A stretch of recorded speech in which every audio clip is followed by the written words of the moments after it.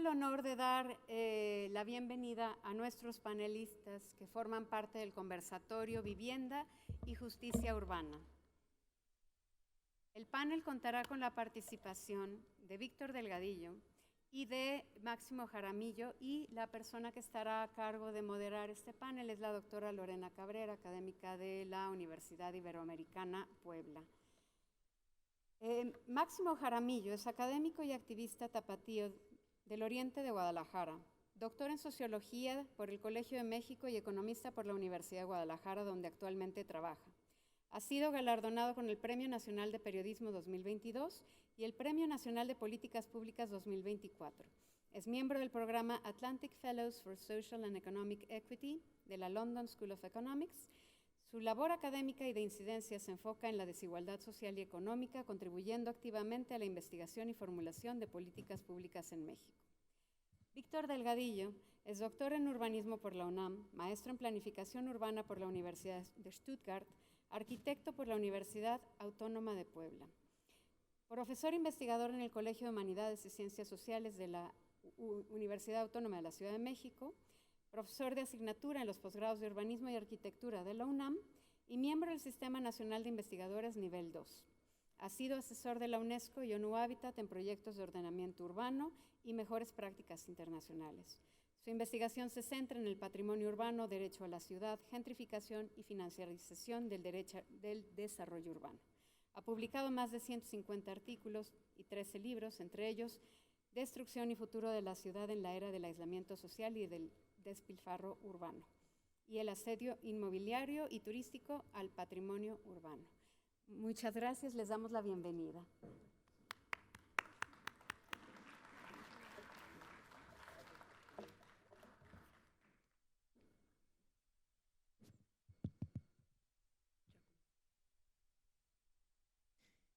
¿Qué tal? Buenos días.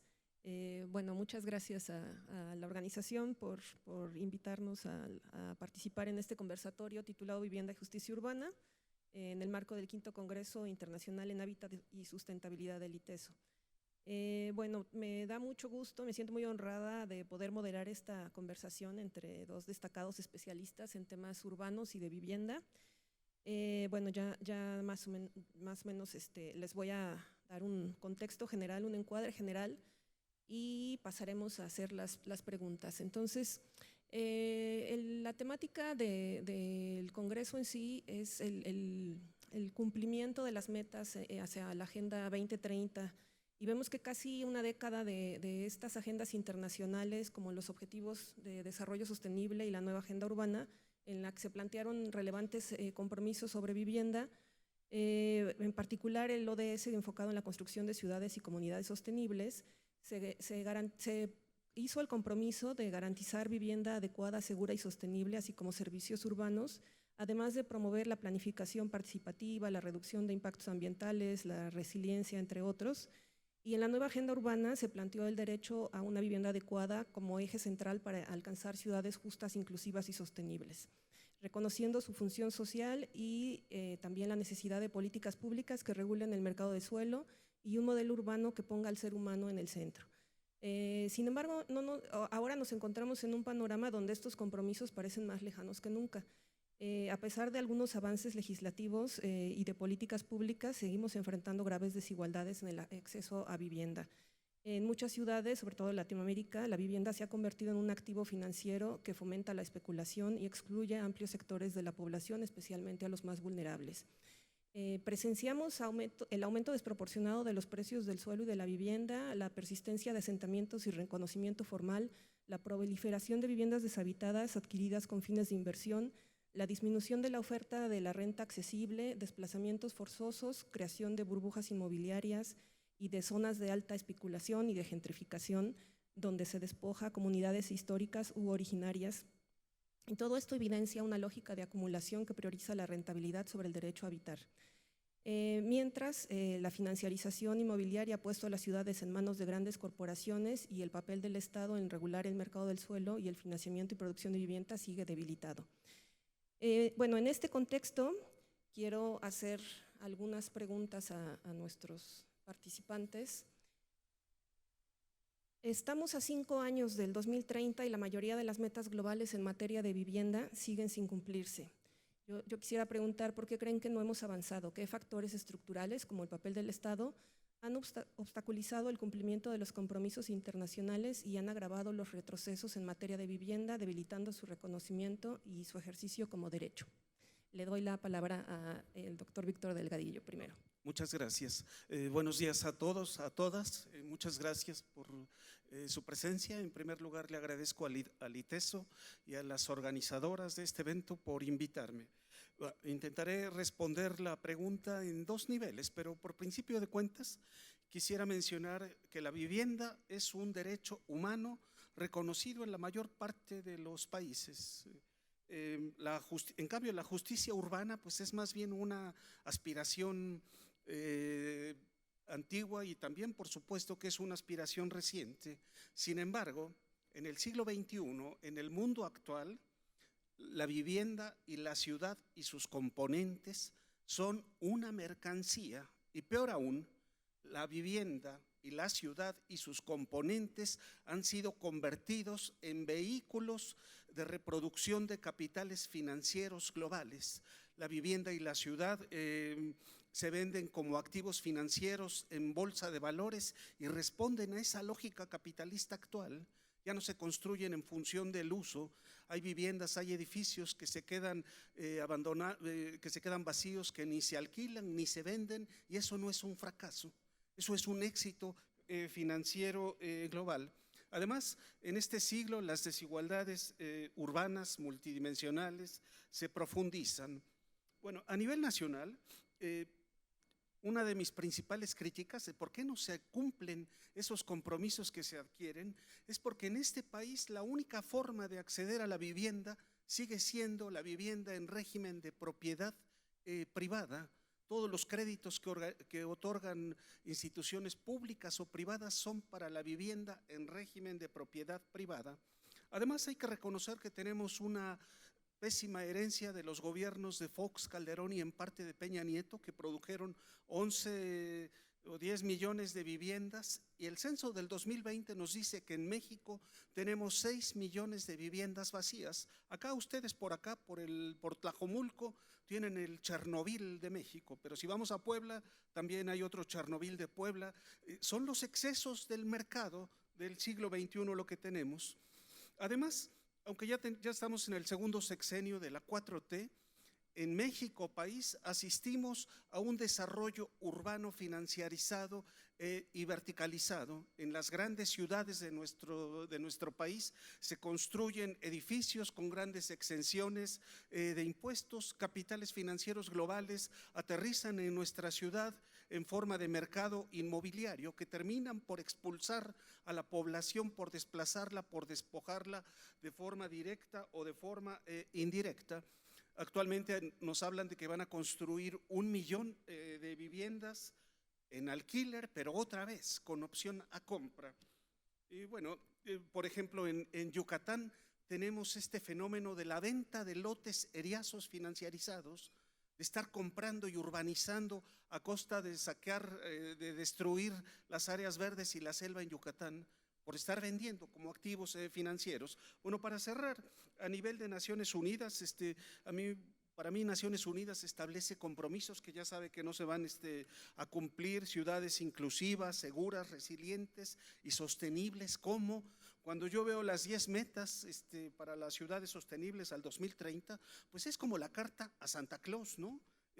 Servicios básicos para todos, transporte para todos, urbanismo exclusivo, proteger el patrimonio cultural en una época en donde el patrimonio se mercantiliza. Entonces es muy difícil de conquistar eso, ¿no? El modelo económico en el que vivimos en el mundo sigue produciendo enormes desigualdades, pobreza. Y por último, quisiera criticar la postura de Naciones Unidas, supuestamente neutra, supuestamente despolitizada, que siempre está con la cantaleta de que las ciudades producen el 60 al 80% de energéticos, que las ciudades producen el 75% de dióxido de carbono, como si fuera lo mismo Nueva York que Calcuta, como si fueran lo mismo el nivel de consumo de los hiperricos a los millones de habitantes que prácticamente no contribuyen al cambio climático, reciclan a menudo recursos desechos y, por cierto, son los que más padecen las consecuencias del cambio climático. Muchas gracias, Víctor. Hasta sobró tiempo. Bueno, entonces le cedo la palabra a Max Jaramillo que nos responda la misma pregunta. Muy bien. Bueno, primero que nada, muchas gracias al ITESO y, digamos, a quienes organizaron este congreso, que de verdad se ve muy grande, muy importante, y eso me alegra mucho por el tema que están manejando. También gracias a mis colegas por acá, incluso gracias a Víctor, porque me parece que pone varios de los argumentos en los que quisiera reforzar, pero también tratar de agregar un poquito, de combinar con lo que está diciendo. Me gusta mucho que Víctor empezaba diciendo que la vivienda es un derecho, el acceso a la vivienda es un derecho, y creo que algo importante en los obstáculos que están detrás de la falta del cumplimiento de estas metas es el tema de las narrativas que justifican justo lo contrario a lo que nos está diciendo Víctor. Nos justifica esta idea de que la vivienda es una mercancía nada más y que solo puede acceder a una vivienda quien tenga el esfuerzo, digamos, suficiente o, con otro lenguaje, quien tiene los méritos suficientes, quien ha trabajado, estoy entrecomillando, supuestamente lo suficiente para poder comprar una vivienda, ¿no? Bajo esta narrativa, incluso hay lo que hemos puesto, quienes investigamos estos temas, es que al respecto hay una generación que ha sido mucho más golpeada por este tema y es, digamos, los más jóvenes, ¿no? Las personas más jóvenes existe este mito básicamente meritocrático que nos dice que las personas más jóvenes no les interesa tener una vivienda, ¿no? Y ojo con él, no les interesa. Bajo esa forma de, digamos, de nombrar el tema de que cada vez las personas más jóvenes tienen un menor acceso a vivienda, sea en términos de la tenencia o incluso, digamos, en términos de propiedad, perdón, o incluso en términos de alquiler, que también es menos común. Cada vez hay más personas jóvenes que tardan mucho más en salir del hogar de los padres, de la familia.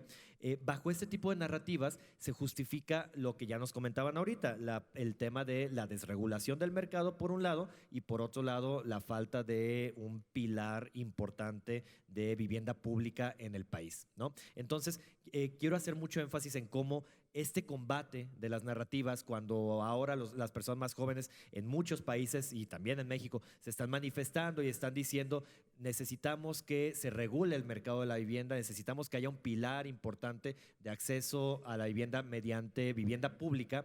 Muchas veces las respuestas a este tipo de críticas van más por el lado de, no, pues lo que pasa es que no están trabajando lo suficiente. Voy a poner un ejemplo específico. Aquí se dio una manifestación en Guadalajara por el tema de la vivienda hace cerca de 3 años y el presidente municipal de aquel tiempo, cuando lo entrevistan luego de esta manifestación que exigía un acceso más igualitario y más asequible a la vivienda, lo que respondía es que las personas más jóvenes quieren vivienda regalada, que quienes quieran tener una vivienda que trabajen más, ¿no? Bajo esta idea del trabajen más y del que no tienen vivienda porque no trabajan lo suficiente, se ha justificado y se ha legitimado no solo aquí, sino en muchos lados, no solo en México, a nivel mundial, estas problemáticas con la vivienda. Entonces, ese era el primer punto que quería agregar. Y otro punto muy rápido es, pues al final de cuentas, qué tan grave es esta problemática, ¿no? En la siguiente ronda podemos hablar más de alternativas,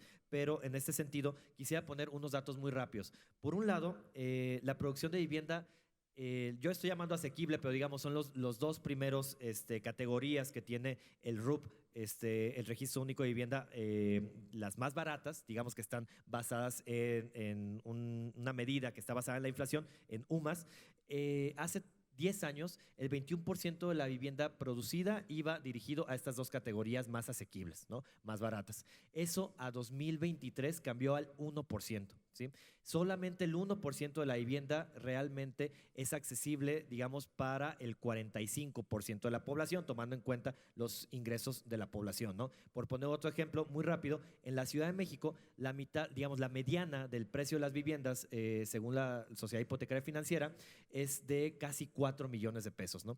¿Quién puede pagar en la Ciudad de México una vivienda de 4 millones de pesos? Una hipoteca para una vivienda de 4 millones de pesos que tiene que ganar 120,000 pesos en la ciudad, pues solamente el 2% de la población, ¿no? Entonces el 50% de las viviendas van dirigidas solamente al 2% de la población. Claramente eso se explica por lo que ya nos decía Víctor, todo este tema de la financiarización, de para qué se está construyendo viviendas, si para que la habiten las personas que la necesitan o para fomentar justo este tema de la inversión y de que genere rendimientos, sobre todo rendimientos cuando están vacías las viviendas. Eso es lo que a muchas personas no les acaba de cuadrar, pero en realidad es un éxito, como nos decía Víctor, que las viviendas permanezcan vacías porque de esa manera la pueden volver a vender, digamos, en esta espiral especulativa pueden vender las viviendas como un activo financiero sin ninguna problemática, ¿no?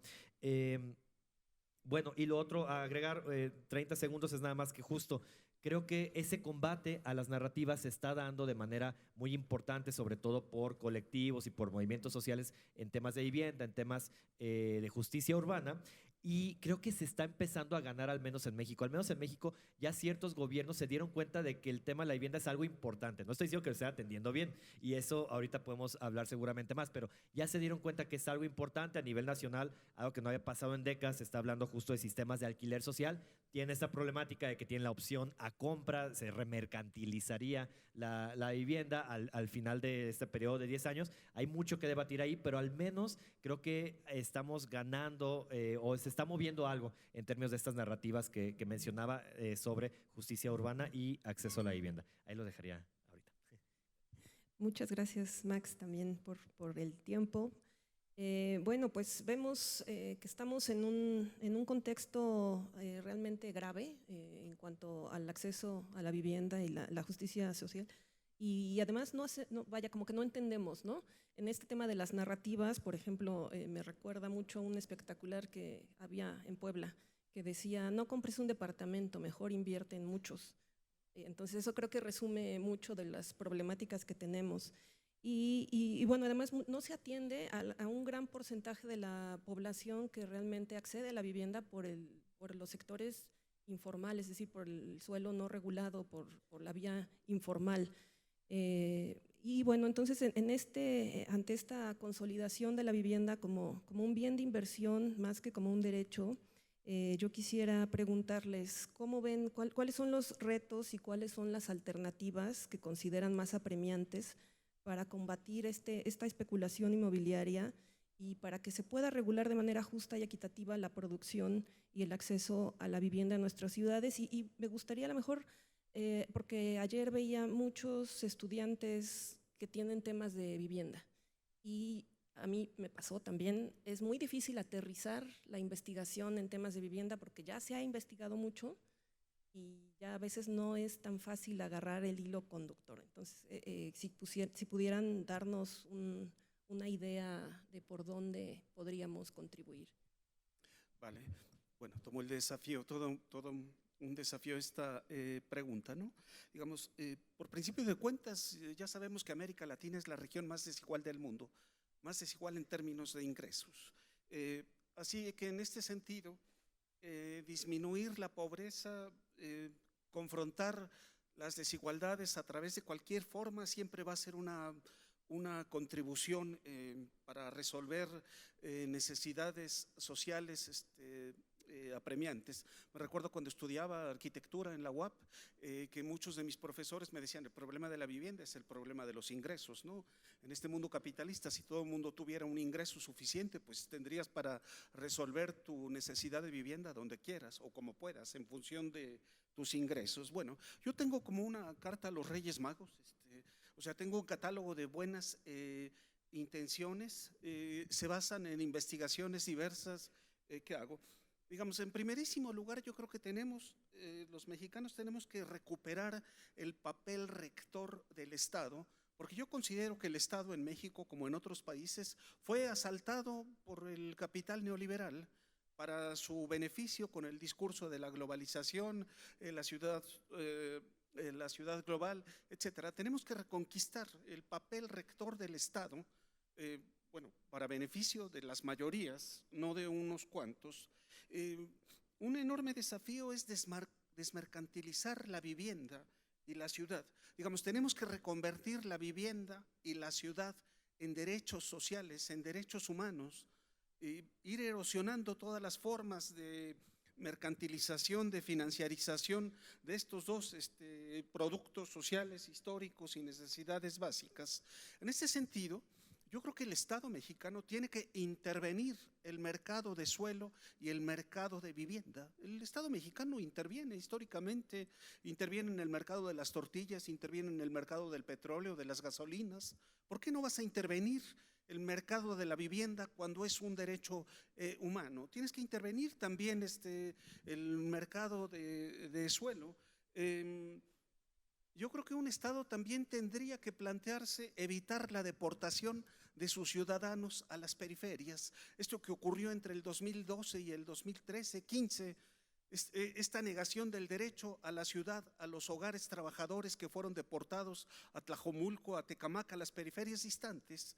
El Estado, el gobierno, lo que le decía a esa gente: tú no mereces vivir a la ciudad porque tus ingresos no te alcanzan para comprar vivienda en la ciudad. Tú tienes que ir a Tlajomulco, tienes que ir a las periferias urbanas distantes. Esto un Estado lo tiene que evitar la deportación de sus ciudadanos de la ciudad, ¿no? La ciudad es para la gente, no para los negocios.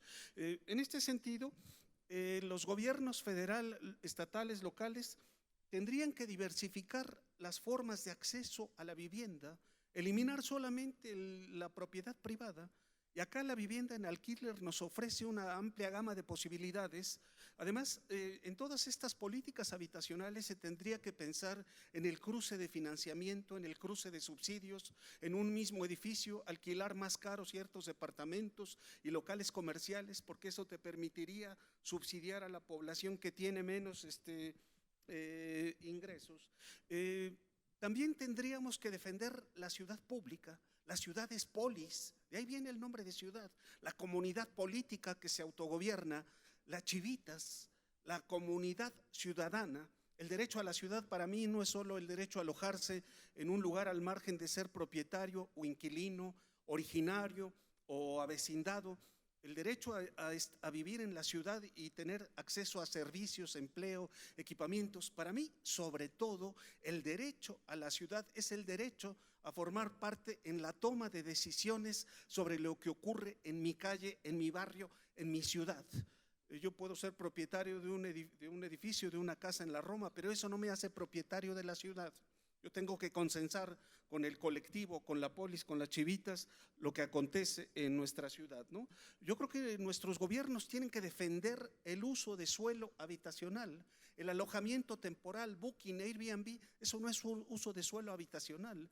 Eso es negocio, eso es comercio. Un gobierno tiene que defender el uso de suelo habitacional que establecen los planes, programas de desarrollo urbano. Yo creo que los gobiernos tienen que defender la canibalización, evitar la canibalización de los barrios, porque cuando ciertos barrios son conquistados por alojamiento temporal, sucumben los comercios de barrio, los servicios de proximidad y cambia el barrio, ¿no? Empiezan a llegar otro tipo de negocios, franquicias internacionales.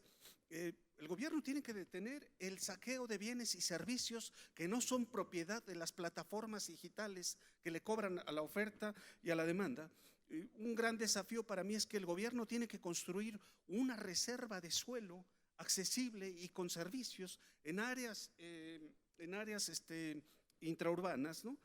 Asimismo, yo creo que hay que imponer un impuesto especial a las ruinas. Yo los puedo llevar a los centros históricos de Puebla, de Ciudad de México. Hay hoyos negros, barrios en donde los edificios se nos caen a pedazos, edificios patrimonializados que están en ruinas y tienen décadas de estar en ruinas.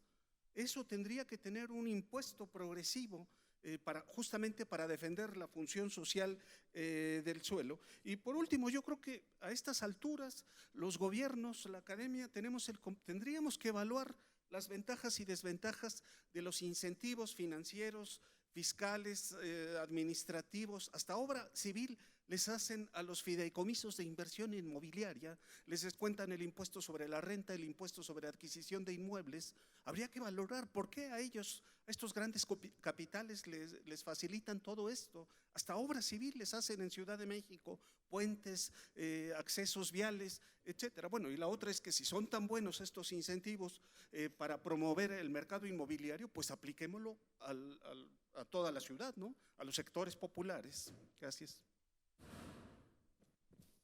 Muchas gracias. Creo que son recomendaciones muy, pues que tendríamos que tener muy en cuenta y buscar la manera de trabajar precisamente, de sentar a trabajar a los gobiernos, sobre todo locales, con los grandes capitales, ¿no? Y locales y transnacionales. Bueno, Max, tu opinión al respecto.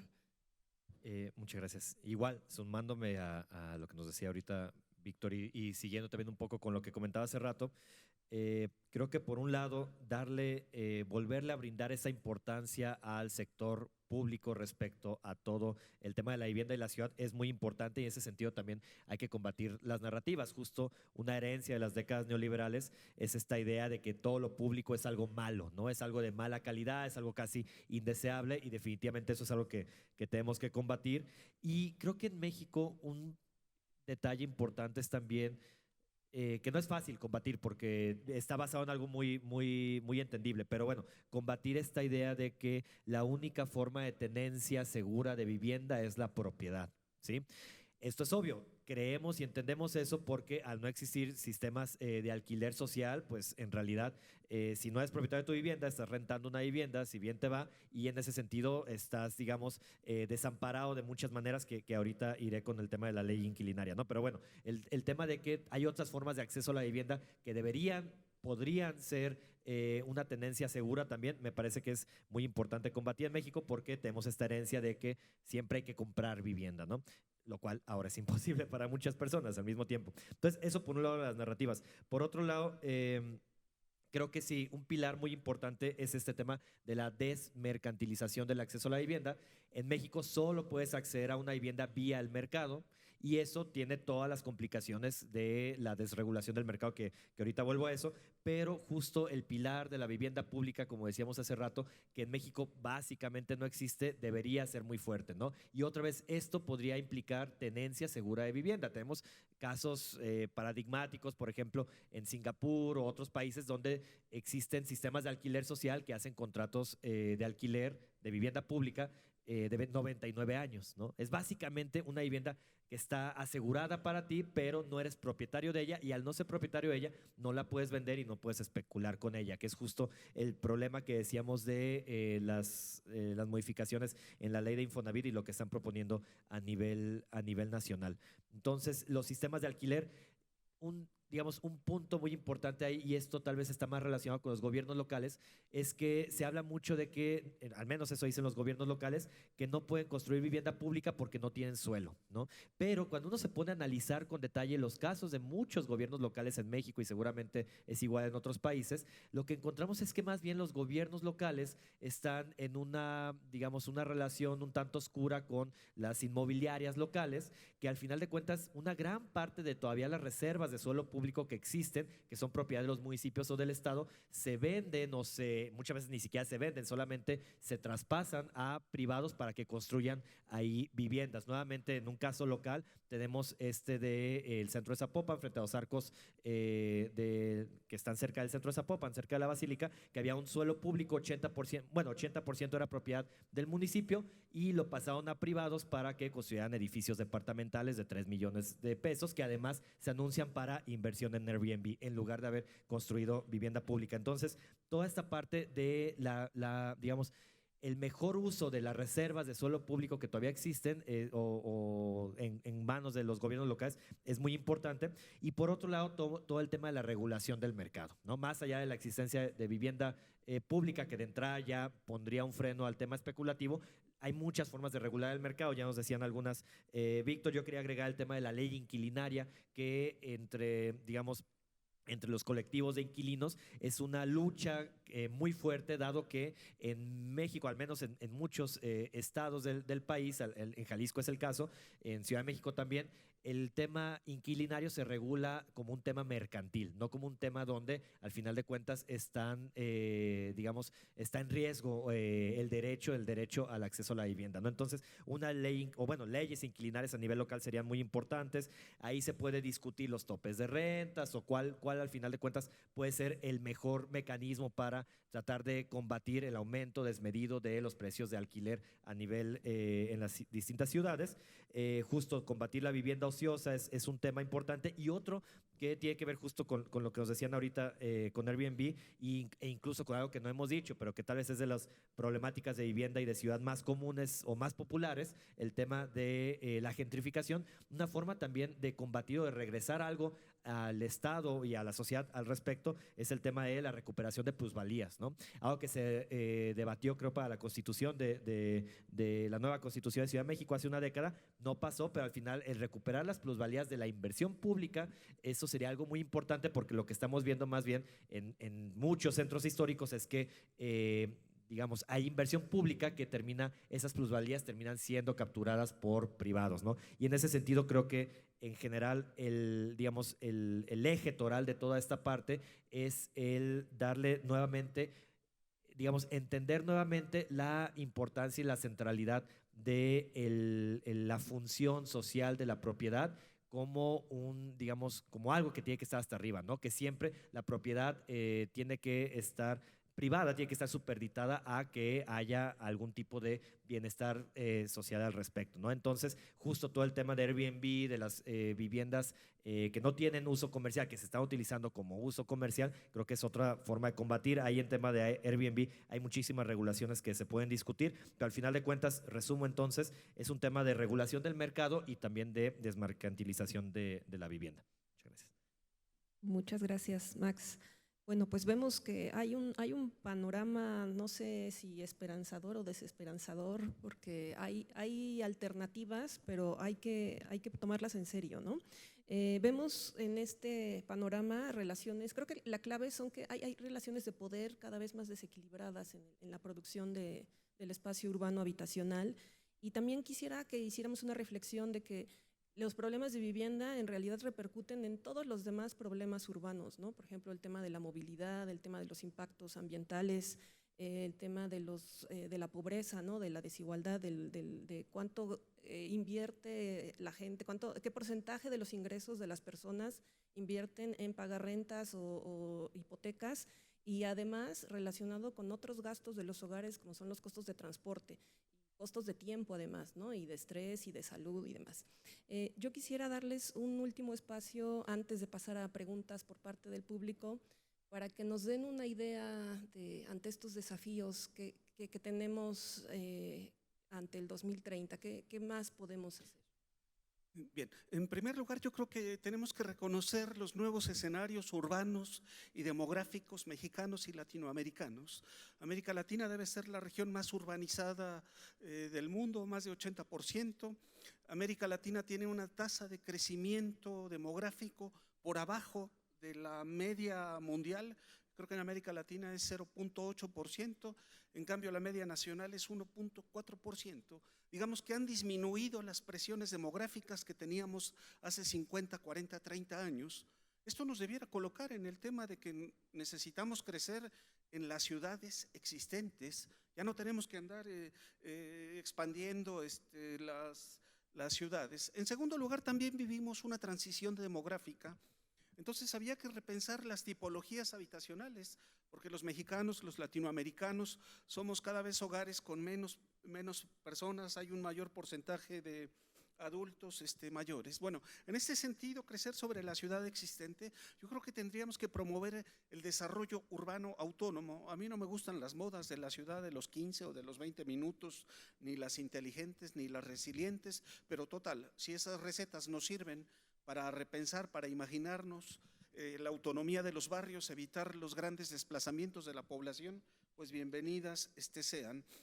Yo creo que un gran compromiso que el Estado mexicano podría tener en la próxima reunión internacional, es decir, a ver, señores, en 2050 la Ciudad de México y la Ciudad de Guadalajara van a reducir su parque vehicular en Ciudad de México de 5 millones a 3 millones en 2050. Las calles van a ser de la gente. Yo creo que eso sí sería un compromiso sustancial, ¿no? Por supuesto que hay que hacer transporte público, ¿no?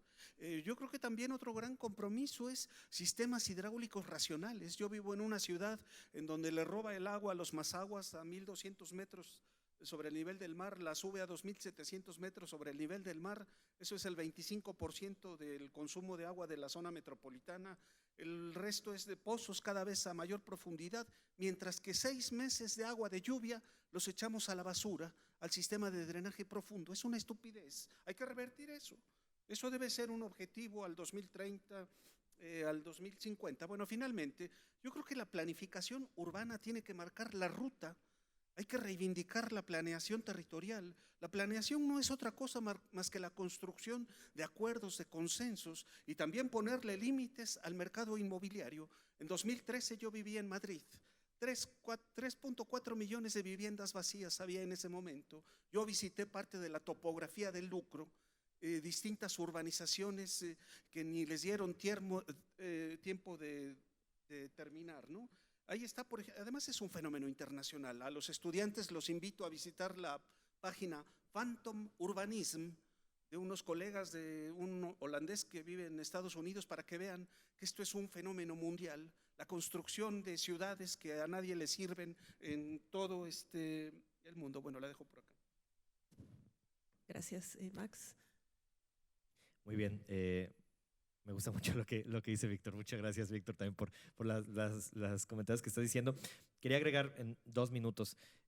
A ver, todo este tema de la financiarización de la vivienda, todo este tema de invitar a que haya personas que inviertan en lo que decía Lorena del anuncio de que inviertes en una vivienda para ponerla en renta. Fíjense cómo es un negocio y siempre va a depender de la existencia de personas que no sean propietarias de vivienda y que en ese sentido tengan que sean la demanda detrás de estas viviendas en renta, ¿sí? Entonces, esto nos lleva a hablar de que para este capital que está creciendo cada vez más financiero relacionado con la vivienda, es muy importante la desposesión, es muy importante que exista una clase social desposeída de vivienda, pero necesitada obviamente de pagar mes con mes una renta sobre la vivienda. Lo quiero poner nada más para cerrar esto, que estamos hablando al final de cuentas de un conflicto de clases, y eso es muy importante decirlo en esos términos, ¿no? Es una lucha de clases donde un colega, Andrés de la Peña, siempre trata de explicar que si imagínense esto, si a quien le pago yo alquiler, si mi casero fuera también mi empleador, digamos, es la misma persona a quien me emplea, quien me paga el salario y a quien le tengo que pagar por el alquiler de mi casa o de mi vivienda, básicamente estaríamos hablando casi como una tienda de raya de la época porfirista, ¿no? Donde al final de cuentas un porcentaje importante, cada vez más importante, el decil más pobre en Ciudad de México dedica 50% de sus ingresos a pagar el alquiler, ¿no? Las personas que rentan de ese decil. Entonces, al final de cuentas, me parece que algo importante para entender esto es verlo en esta clave, una clave de lucha de clases, y a decirlo de lucha me refiero a que es un conflicto, ¿no? Y siguiendo lo que decía hace rato Lorena, es un tema de poder, y en ese sentido, pues no es algo que se va a arreglar solamente con políticas públicas, que estamos hablando de políticas públicas obviamente, pero que vengan de la buena voluntad de los gobiernos, sino que hay que luchar y exigir porque este tipo de políticas sucedan, y eso pues al final de cuentas solo va a pasar en la medida en que los colectivos, los movimientos sociales de justicia urbana, de vivienda y demás tengan un mayor poder y pues justo lo que decía hace rato, combatan estas narrativas sobre la vivienda y en general sobre la desigualdad y la meritocracia. Muchas gracias. Muchas gracias a ambos, muy interesantes sus perspectivas. Tenemos ya aquí algunas preguntas para los ponentes, creo que son suficientes. Voy a empezar con una que me parece muy relevante porque se ha hablado mucho de políticas de vivienda, pero alguien pregunta, que dice, se habló un poco de una política de suelo cuando en la Constitución y en la Ley de Asentamientos Humanos recae en los municipios la mayoría de de los conflictos en el país, ¿no? Que carecen de recursos para adquirir suelos. Entonces yo supongo que la pregunta es, ¿qué pasa con la política de suelo?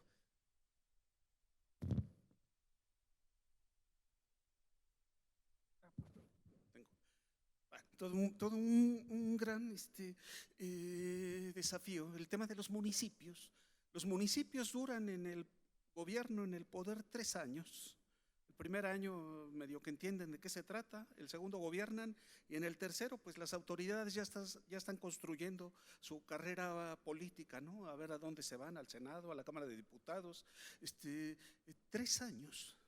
Además, en el 92, en el marco del discurso de la descentralización, de la democratización, le otorgaron a los gobiernos locales estas atribuciones de sus licencias de construcción, de uso de suelo. Bueno, yo creo que por eso tenemos la fragmentación político-administrativa que tenemos en nuestras ciudades. Digamos, Pinochet lo hizo de otra forma, ¿no?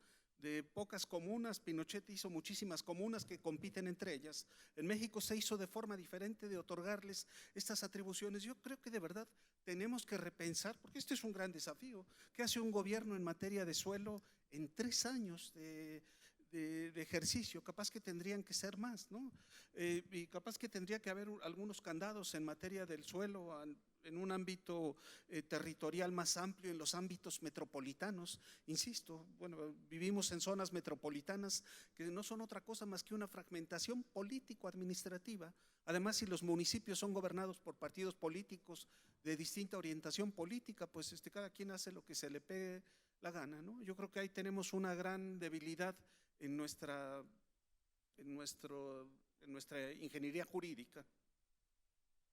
Tal vez solo agregarían 30 segundos que sería muy importante de alguna manera o poner algún tipo de candados para que estos municipios justo puedan privatizar o ceder suelo público a privados para cualquier tipo de proyectos que quieran. Y además, obviamente, muy relacionado con el tema del suelo es también la publicidad y mayor transparencia de los registros públicos de propiedad, ¿no? De catastro, que eso está completamente fragmentado y básicamente no es accesible en casi ningún municipio en México o estado, ¿no?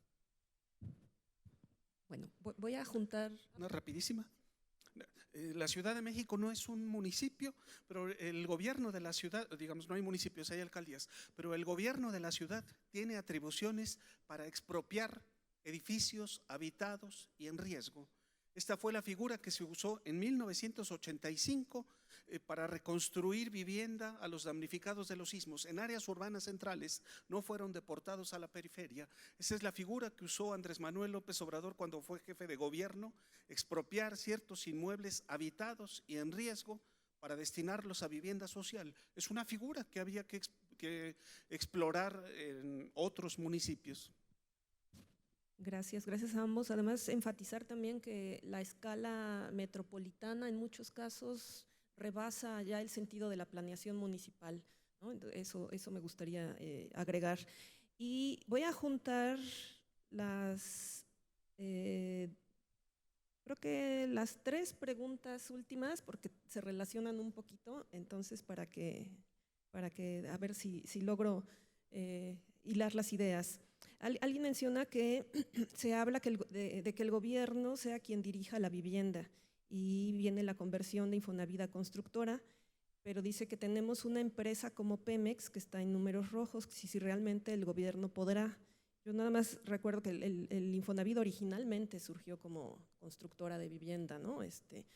Luego, también en este mismo ámbito, que la opinión que se tiene de la desconfianza que producen casos como las villas panamericanas, donde se invirtieron recursos de los trabajadores de Jalisco y fondos de pensiones que terminaron privatizadas. Y la idea, bueno, alguien propone una idea de hacer proyectos padrinos, que los desarrollos de vivienda y oficinas a partir de cierta densidad y costo por metro cuadrado de venta estén obligados a construir vivienda social en la misma zona o a no más de 15 minutos en transporte, o en su caso destinen un porcentaje de sus áreas para vivienda social que pueda ser ocupada por personas que ahí laboren en áreas de servicios o mantenimiento y que estén en renta asequible, y si consideran que esto es en algún país viable. Bueno, intentaré, todo un desafío. Estas tres preguntas. Yo de la experiencia que tengo, por ejemplo, cuando ocurrieron los sismos del 85, el Estado mexicano creó una institución especial. No delegó la tarea de la reconstrucción y rehabilitación de vivienda ni al Infonavit ni a ningún otro organismo. Creó un organismo exprofeso que se llamó Renovación Habitacional Popular. Igualmente hace unos 25 años, con René Coulomb, que en paz descanse, los dos hicimos una propuesta de vivienda de interés social, utilizando los edificios que tiene el gobierno del DF o Ciudad de México y también el gobierno federal en el centro histórico. Pero nosotros proponíamos la creación de una inmobiliaria social que fuera, en aquel tiempo hablábamos de una asociación público-privada, ahora abiertamente yo diría una asociación público-social.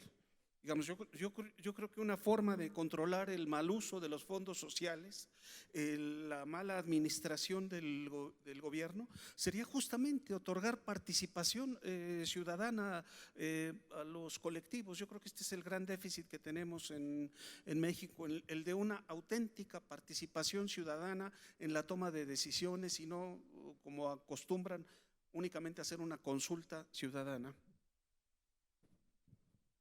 Tal vez solo agregar, justo, creo que esa forma de controlar es muy importante y nuevamente también mencionar que hay que, obviamente mediante este tipo de controles, pero hay que volver a valorar lo público, porque en la medida en que solamente desconfiemos del Estado, pues eso más bien nos lleva a una espiral donde si no hay Estado, ¿quién es quién va a controlar? ¿Quiénes son los poderes que realmente van a controlar, en este caso, los mercados inmobiliarios, ¿no? Entonces, definitivamente es un reto, definitivamente puede dar desconfianza, por ejemplo, pero creo que hay mecanismos ciudadanos y de rendimiento de cuentas de transparencia, incluso que deberían de estar ahí para tratar de mejorar esta participación. Y por otro lado, en el caso de las villas panamericanas, que conozco bien de aquí de Jalisco, es paradigmáticamente grave la problemática, porque al final de cuentas acaba de salir una noticia que se dieron justo el porcentaje de propiedad que tenían por parte del Estado, que creo que era 40%, se dieron a privados para que se pueda ya, digamos, se remercantilice nuevamente esa vivienda y se pueda usar en el mercado y especular con ella, ¿no? Entonces creo que es justo el ejemplo perfecto de lo que no debería hacerse y lo que, insisto, debería tener candados para que eso fuera ilegal, ¿no? Pero bueno, tal vez incluso es ilegal y de todos modos lo hacen, ¿verdad? Pero bueno, debería de haber mayores candados y mayor vigilancia al respecto. Eso nada más. Bueno, muchas gracias. Nos queda una pregunta y a la vez yo cerraría con esta. La voy a modificar un poquito para que sea una idea de cierre del conversatorio. Nos preguntan sobre la relación entre superricos y pobres y que tiene que ver con la producción de contaminantes en el aire, el suelo y el agua, pero yo quisiera un poco reformularla y en general, más allá del papel del Estado como ciudadanos, ¿cómo podríamos replantearnos esta relación de desigualdad para llegar realmente a una justicia urbana? Bueno, otro gran desafío. Además, digamos, yo no soy evangelista, a decir este es el camino. Yo soy un profesor universitario que hace sus investigaciones y no le recomiendo ni a mis estudiantes cómo tienen que pensar ni qué tienen que hacer. Bueno, pero digamos, una opinión personal. Una de mis principales críticas para ciertos movimientos sociales que están atrás de la 4T es su papel acrítico en público. Y cuando yo hago mis investigaciones y develo la forma en que el gobierno de la 4T en Ciudad de México favorece ciertos intereses privados, tengo críticas de grupos sociales que me dicen que no hay que hacerle el juego a la derecha. Yo creo que es lo peor que podemos hacer, ¿no? Yo creo que los estudiantes, los profesores, los académicos tenemos el gran compromiso, de develar las formas en que ocurren los procesos en nuestras ciudades e indicar posturas basadas en nuestras evidencias científicas, en nuestras evidencias empíricas.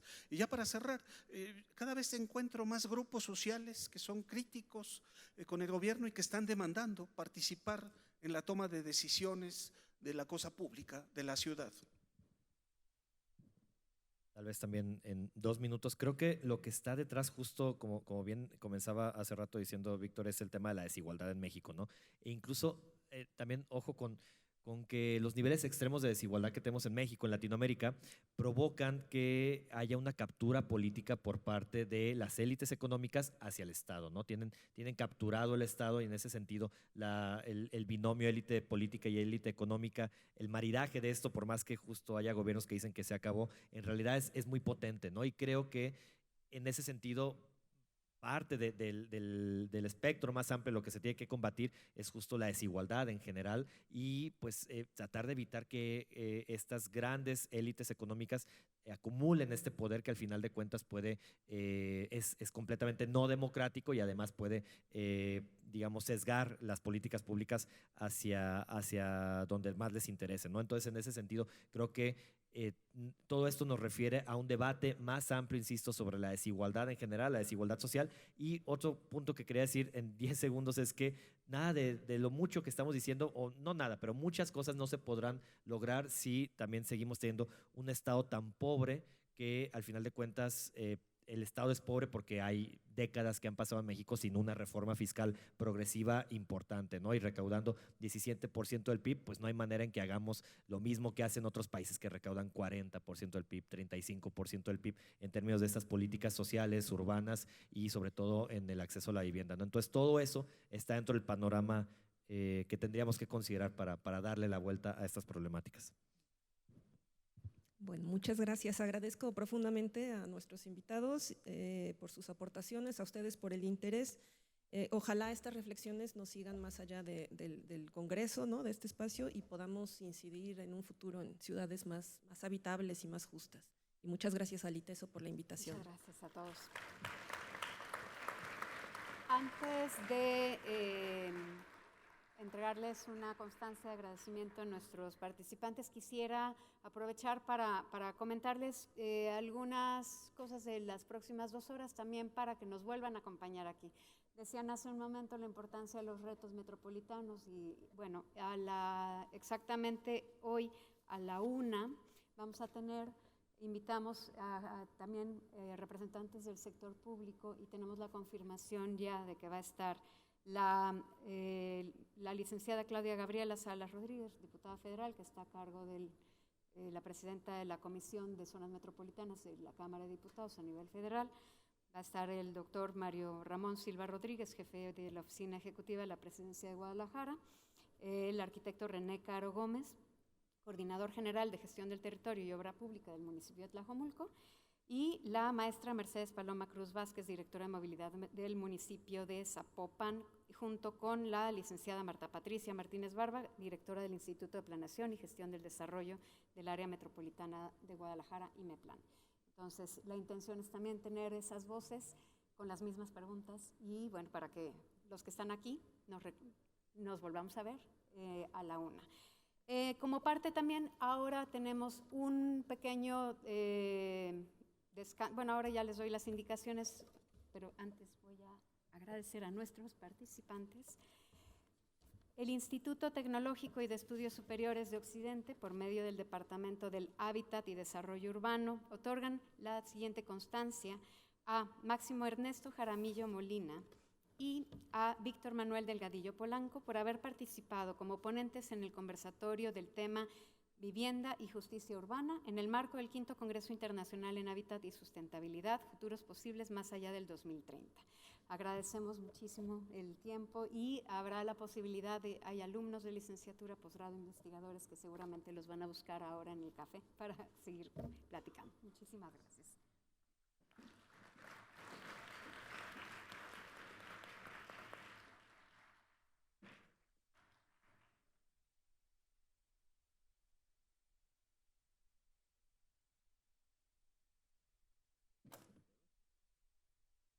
Ahora vamos a tener 20 minutos de servicio de café, 3 avisos muy importantes.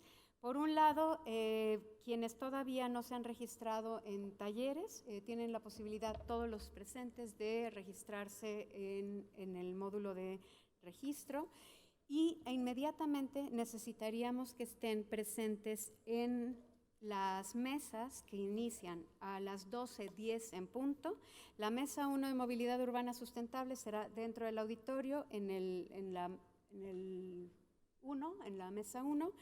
La mesa 2, patrimonio local, también aquí en el auditorio.